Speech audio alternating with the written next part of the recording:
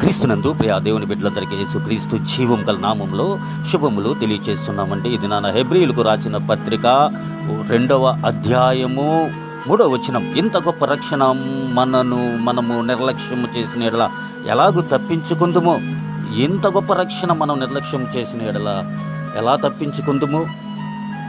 రక్షణ ఆనందమును కలిగి ఉన్న మనము ప్రభు అయిన యేసుక్రీస్తు వారు మనందరికీ కూడా ఆయన బాప్తీస్తము తీసుకొని మనందరికీ కూడా బాప్తీస్తం ఇవ్వటానికి, ఆయన రక్షణలోకి వచ్చి మనందరికీ కూడా రక్షణ కల్పించటానికి ఆయన పరలోకం నుండి భూమిలోనికి వచ్చినాడు. చూడండి, ఒక్క మాట, ఆదికాండం 1వ అధ్యాయంలో ప్రభు అయినటువంటి దేవుడు ప్రతి ఒక్కదానిని నోటి మాటతో కలుగునుగాక కలుగునుగాక కలుగునుగాక అంటూ వచ్చి ఉన్నాడు. అయితే మనిషిని కలుగునుగాక అని ఆయన ఎప్పుడు అనలేదు.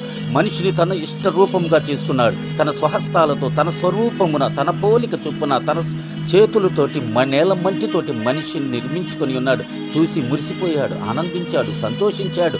అయితే మనుష్యుడు ఆజ్ఞలను అతిక్రమించాడు, దేవుణ్ణి తృణీకరించాడు, దేవుణ్ణి త్రోసివేశాడు. కారణం, సాతానుగాడు మనిషి మీద ఏలుబడి చేశాడు.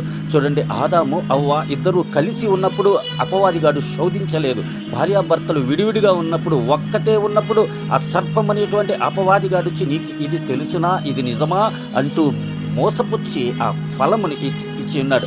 అయితే ఆ ఫలమును తినిన తరువాత ఆమె పాపంలోనికి వెళ్ళిపోయింది, అజ్ఞానంలోకి వెళ్ళిపోయింది, నరకానికి వెళ్ళిపోయింది, మరణానికి అప్పచెప్పబడిపోయింది. అయితే మరణము భూమి మీద అంతటి కూడా ఏలుబడి చేయటానికి ఆదాము అవ్వలు ఇద్దరూ కారణమయ్యారు. ఎందుకంటే ఆమె తెచ్చిచ్చిన పండు తను తిన్నాడు కాబట్టి మరణం సంభవించింది.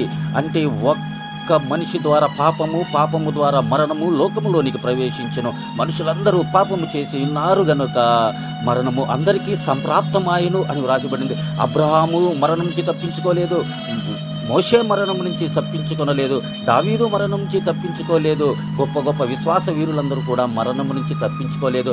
అందుకే మరణము గల బలవానిని అనగా అపవాదిని జయించుటకు, మరణ భయము చేత దాస్యమునకు లోబడిన వారందరినీ విడిపించుటకు ఆయన రక్త మాంసములలో భూమి మీదకి వచ్చినాడు. పాపమును ఎదిరించడానికి వచ్చాడు, శిలువలు ఎదిరించడానికి వచ్చాడు. అయితే యేసుక్రీస్తు వారి రాకడను ఆపుటకు సాతానుగాడు పన్నిన పన్నాగములు అనేకములు ఉన్నవి. ఎలాగూ అంటే హేబేల్ని చంపటం ద్వారా ఐగుప్తులో ఫరో ఇశ్రాయేలు జాతిని మొట్టమొదట్లో చంపమన్నాడు. ఎస్తేరు గ్రంథంలో అగాగీయుడైన హామాను యూదుల్ని చంపడానికి ప్రయత్నం చేశాడు. ఎస్తేరుని దేవుడు అక్కడ పెట్టాడు. సౌలు దావీదును చంపడానికి లేస్తే ఈటి విసురుతా ఉన్నాడు. అయినా కూడా దేవుడు తప్పిస్తూ ఉన్నాడు. మత్తయి సువార్త హేరోదును 3 సంవత్సరములు లేదా 2 సంవత్సరాల పిల్లలను చంపేయమన్నప్పుడు ఆ గుంపులో నుంచి దేవుడు రక్షిస్తూనే ఉన్నాడు. ఎందుకంటే ప్రభు అయిన యేసుక్రీస్తు వారు అపవాదిని ఎదిరించాలి గనుక ఉపవాసం చేస్తున్నప్పుడు